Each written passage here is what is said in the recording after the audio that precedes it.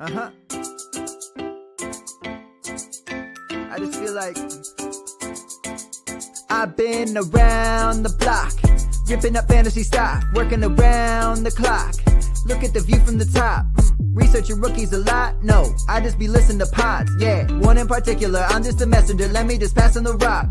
Browning, brunning, pruning, pronouncing ain't what he's doing. What he's doing is not losing, but infusing you with new things. And there's Dennis the Bennett, yeah. The man is a menace, yeah. Building a dynasty, some of the finest things. Promise you won't regret it. Sly as a fox, cultured in pop. Give him his props. Here is a thought, here is a box. And you cannot compare them at all, so don't even try. Careful with the news, but when you use a take, I take up Tony Fire. I mean Dyer, because anyone else is a huge mistake. Whoa, fantasy round table, fantasy round table. Yeah. Fantasy round table, come take a look at the crown, baby. Hey, fantasy round table, fantasy round table. Woo. Fantasy round table, come take a look at the crown, baby. Go. Hello and welcome to another episode of the Fantasy Football Roundtable podcast. It is Monday. The divisional round is in the books and the championship games are soon to be coming to us. Dennis, how did you survive this quartet of football games?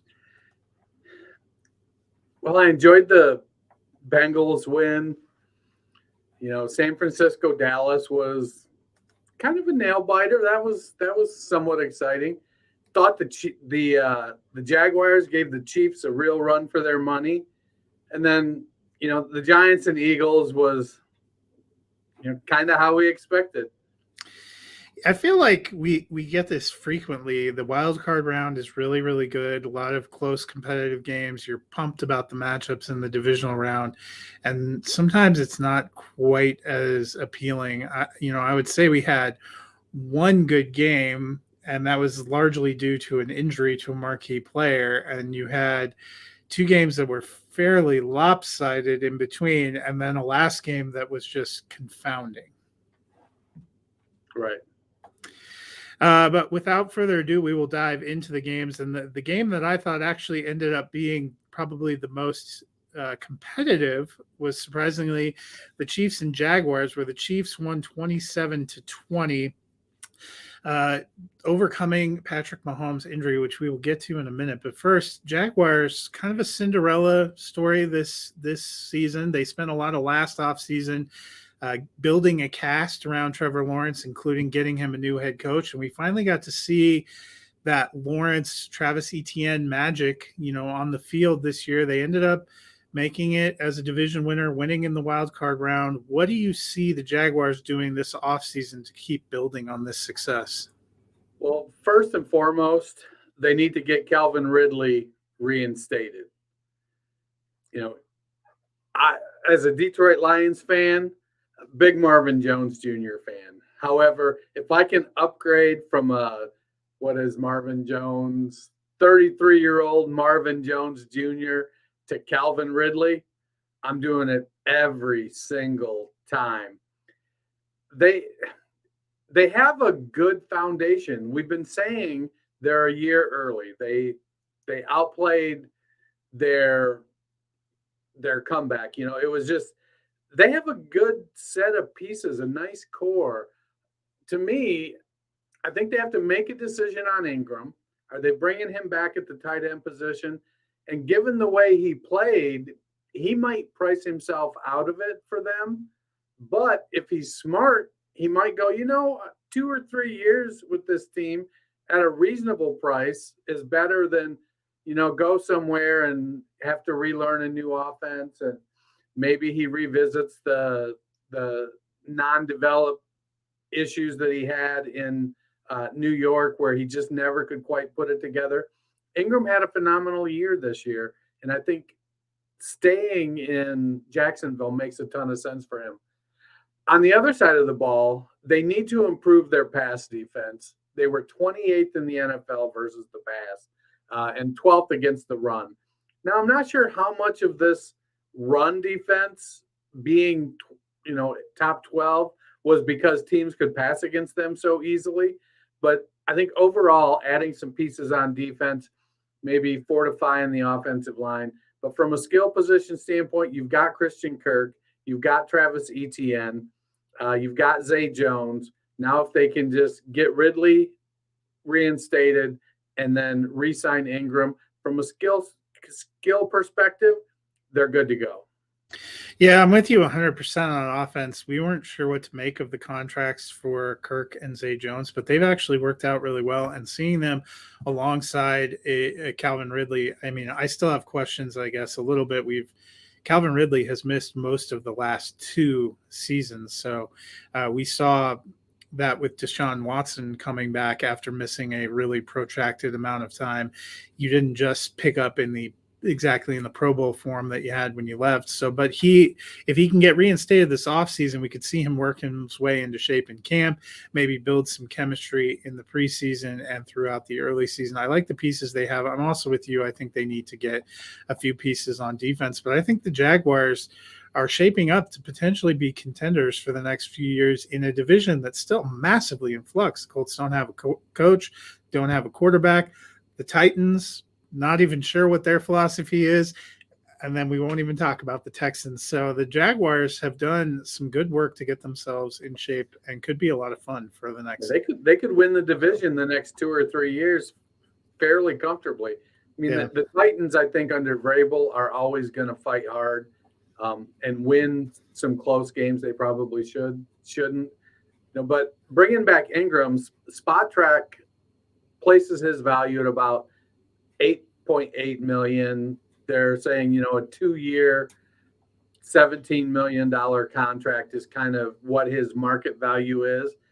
I think based on the year he had, he's 28 years old. That would take him up till he's 30. That makes good sense to me, bringing him back at that value. On the other side, Patrick Mahomes got a gruesome-looking injury pretty early in the first half. We actually saw Chad Henne finish the first half, but Mahomes was able to come back. They've confirmed it to be a high ankle sprain.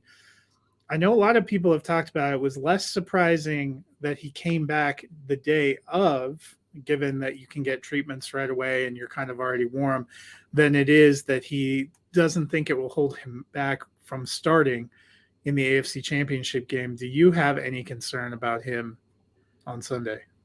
They'll give him some pain management stuff. And while he does do some running when he's flushed out of the pocket, they don't do very much in the way of designed runs for Patrick Mahomes.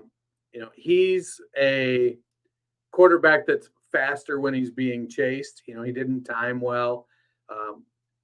But I think he also is a very, very quick decision maker. They've got a good offense.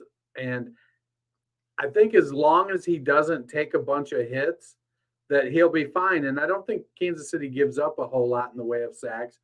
And smart teams make adjustments when they know that they've got somebody either like Cincinnati with 3 offensive linemen or 4 offensive linemen out and starting backups, or Mahomes with a banged up high ankle sprain. They're going to make play calls that cater to things like getting rid of the ball quicker, so you're not putting your quarterback in harm's way. I think he'll be fine. He's gonna, they're gonna wrap it up. It wouldn't surprise me if it's probably fairly immobile going into the game, where he ends up playing on it, and he looks like he's hobbling pretty bad, but a lot of that might be the way they've got it taped. He just can't flex the ankle. But he's got a great arm. He makes smart decisions. Travis Kelce's there. Jerick McKinnon is one of the best running backs when it comes to blocking in the backfield. That's the downside of McKinnon is he's only about 205 pounds. He's not a terribly big back, but he's really effective in blocking. And so they'll make whatever adjustments they need to make to allow Mahomes to lead that team. Yeah, and to me, I think this AFC Championship is going to come down to the offensive line for both teams. Who can keep the pocket clean enough for the quarterback to find all the weapons that are around them, because neither of them have been very successful as a power running team. Well, it's funny you should bring up that, because Cincinnati is 29th in sacks. Now, they're 12th in QB hits, so they do get to the quarterback a little bit, but they don't close the deal. They don't get a lot of sacks. And they give up the 7th fewest rush yards. So it would seem that teams pass on them kind of at will almost, because you can't get to they're just not getting to the quarterback enough. Now they do get there at opportune times, but not necessarily very frequently. Their sack percent was very low. And like I said, they're 29th in sacks in the NFL. The second game on Saturday featured the Eagles coming out and pretty well easily dispatching the Giants with a 38-7 victory. We've talked about Daniel Jones and Saquon Barkley came in kind of on a contract year for the Giants. The Giants have expressed optimism that they'd like to have both of them back next year. Barkley has seemed more into that idea than some of the comments from Daniel Jones. But Dennis, what do you expect? Well, not only Daniel Jones, but it seems like Brian Daboll kind of, today in news conferences talked about Jones very much in the past tense. So it almost feels like maybe they've had some conversations and they have a number they'll pay him. And he's like, well, I could probably beat that on the open market. So it'll be interesting to watch the back and forth.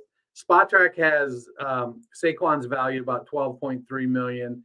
4-year, $50 million contract. We saw this with Zeke, and it looks good, but 4 years for a second contract for a running back is a long, long contract. I love Saquon Barkley, but he's been inconsistent. He's 26. That would put him until he's 30. I don't hate bringing him back, but I don't know that 4 years is the type of contract I would want to do. Even 3 years is pretty long in terms of a second contract for a running back. But I think he's just so good.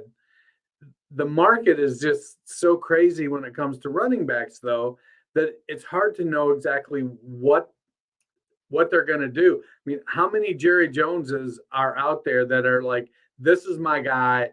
I know he's a running back, but I'm going to pay him. I don't know that the Maras are like that in New York. Maybe, but we'll have to see.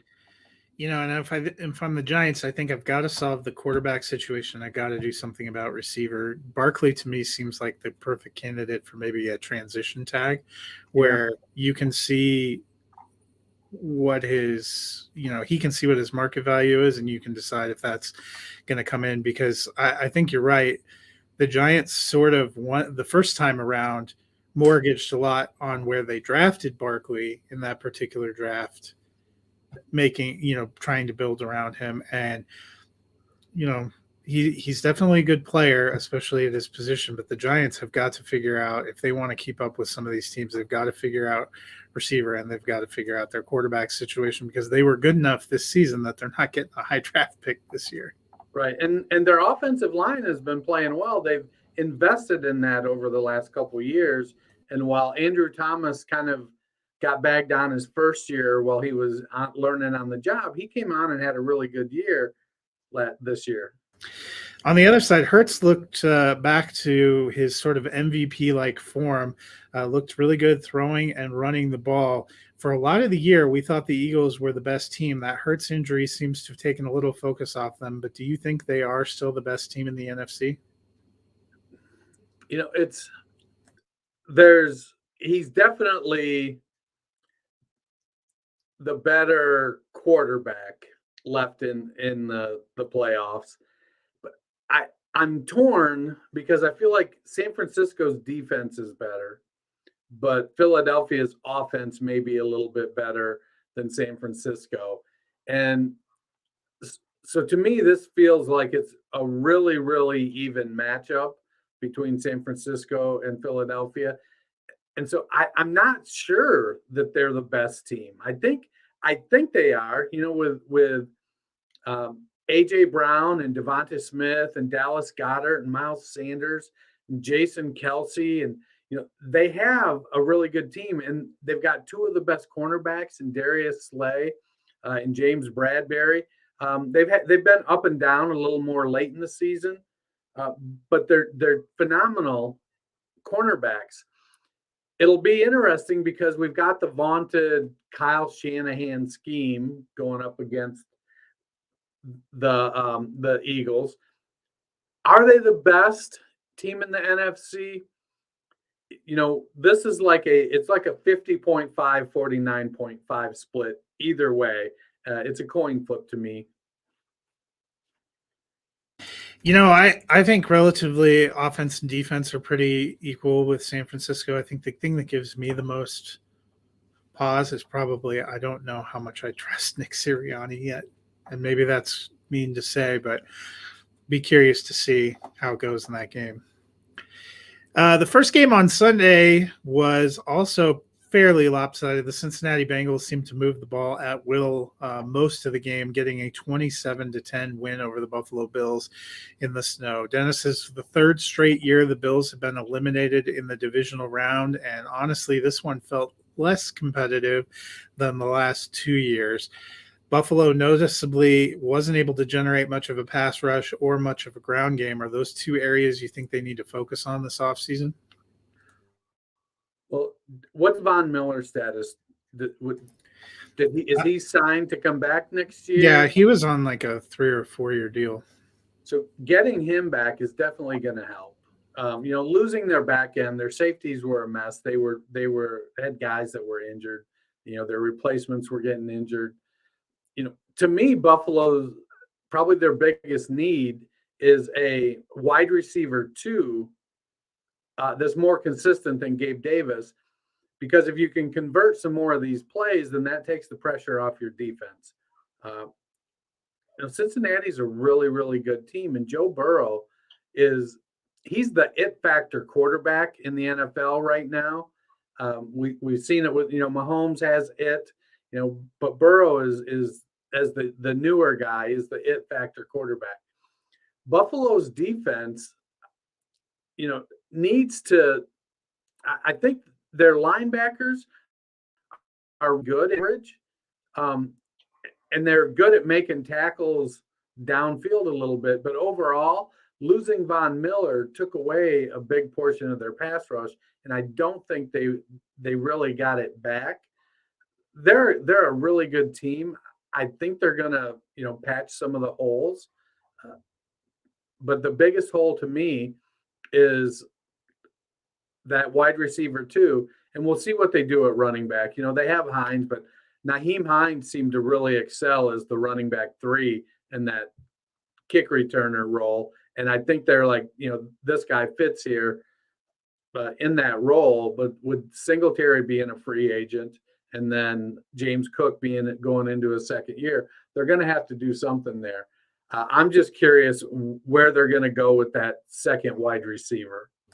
Yeah, I do agree with you. There was a lot of hope that Gabe Davis was going to have this breakout and be an incredible player, not just for the Bills, but for fantasy. And I think we've seen he's the same player. He has super high highs, but also can kind of get taken out of games. He's probably better as their wide receiver 3 and kind of their home run ball guy.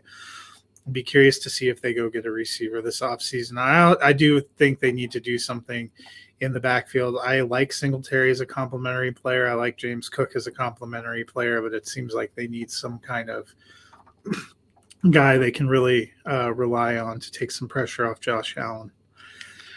On the other side, the Bengals seem like they were a little bit took it a little bit personally that some of the pre-sales for AFC Championship game tickets on a neutral site started going.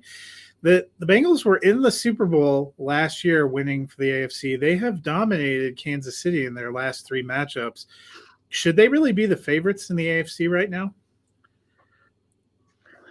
I don't know that their defense really earned them the right to be the favorite.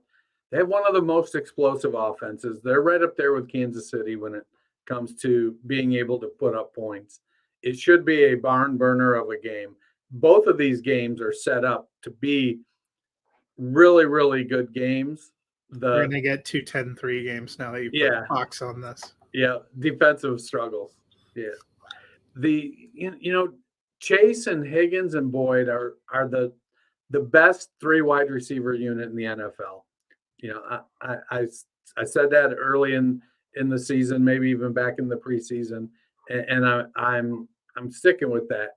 Hayden Hurst came on and he had a phenomenal year, and Joe Mixon, for uh, all of the oh, he's not creating anything. You know, he put up a great game yesterday with 20 carries for 105 yards and a touchdown, and he got yards at times when it was really important for the Bengals to kind of salt the Bills away. I don't think they should be. I think if teams are going to say they should be favored, is because everybody is pulling their hair out and fretting about Mahomes' high ankle sprain, and I just don't think that it's to me. It may have some effect, but I think Mahomes is just such a good quarterback. He's not a running quarterback, so it's not gonna take that away. So no, I don't think the Bengals should be favored. I think they should still be the underdog, but not by much. Yeah, I agree. I think it's a fairly even game. Both teams have things they have to overcome. The Bengals, the Bills weren't able to exploit it, but the Bengals still have some questions about offensive line. You don't lose 3 starters, including both your starting tackles and your right guard, and not have some effects you have to overcome. And obviously we'll see how Mahomes is going, but hopefully it'll be a fun game. I just hope it's a competitive game, because this last game we're going to talk about, 49ers with the 19-12 win over Dallas, was technically competitive in that it was very close, but there was a lot of fun tweets comparing this to Amazon's Thursday Night Football package, and for good reason. The Cowboys going to cowboy, Dak throwing a couple of interceptions. They had an extra point blocked, which was great.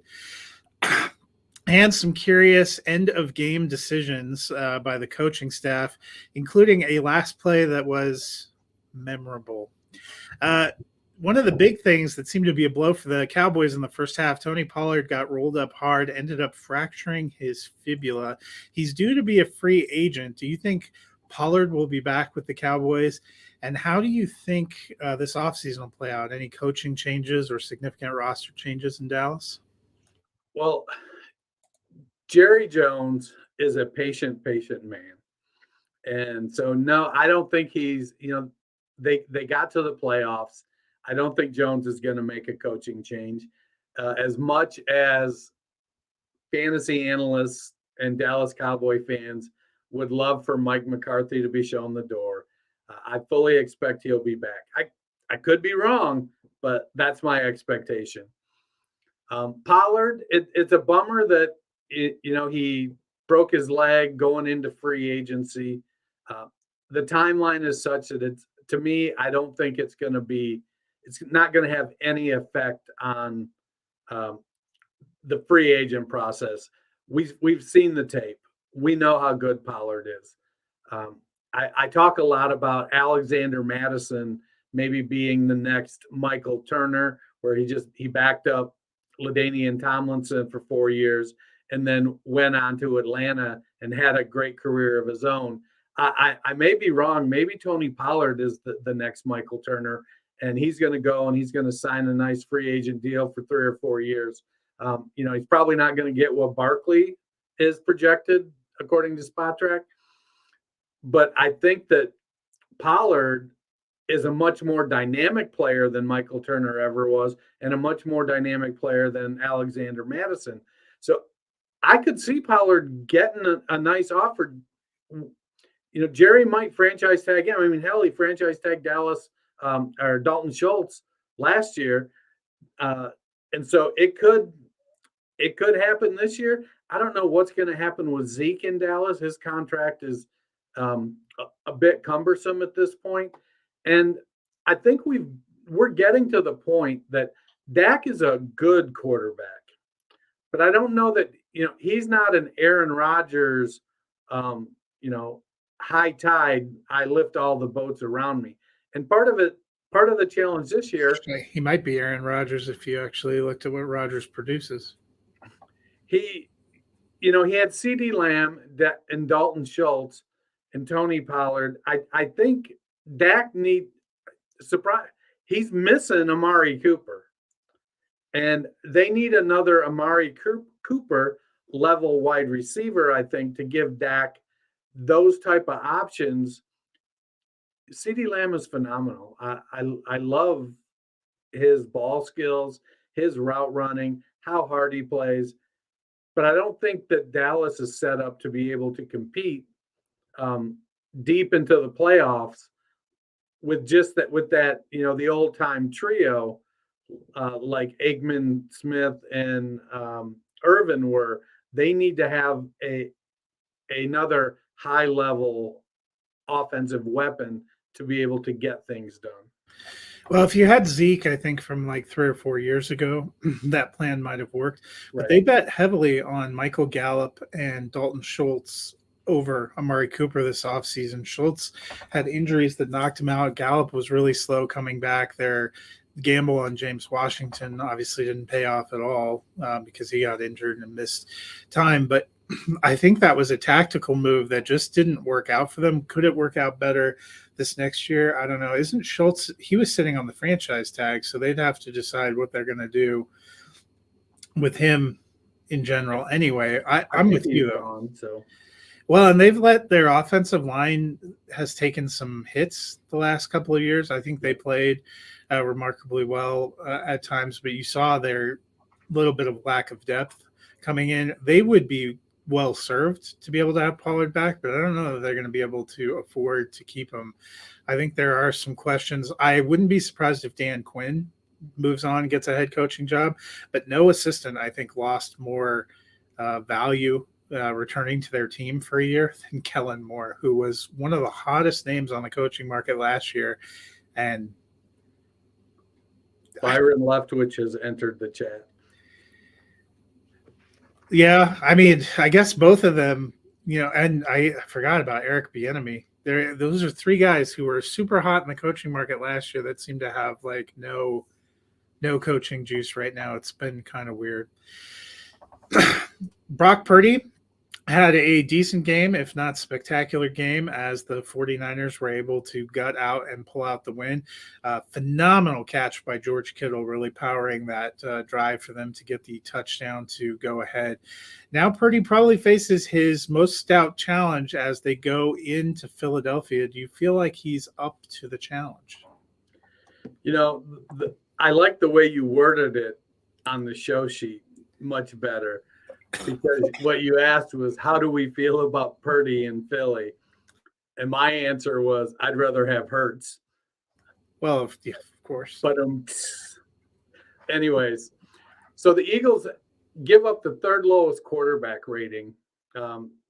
So Purdy is going to have a challenge in front of him. They led the NFL in sacks by 15 sacks.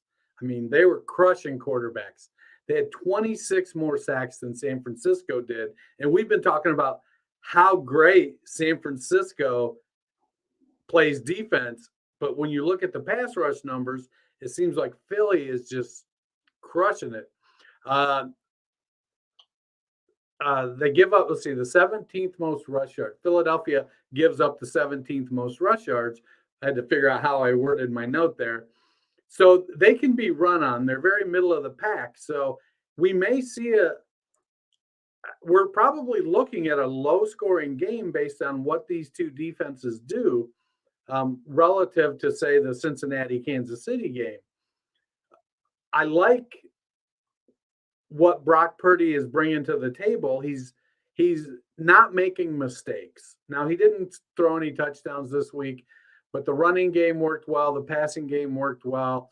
And the defense, most especially, was able to keep Dallas in check. I think Purdy has a shot, but I don't know. I feel like it's the end of the road.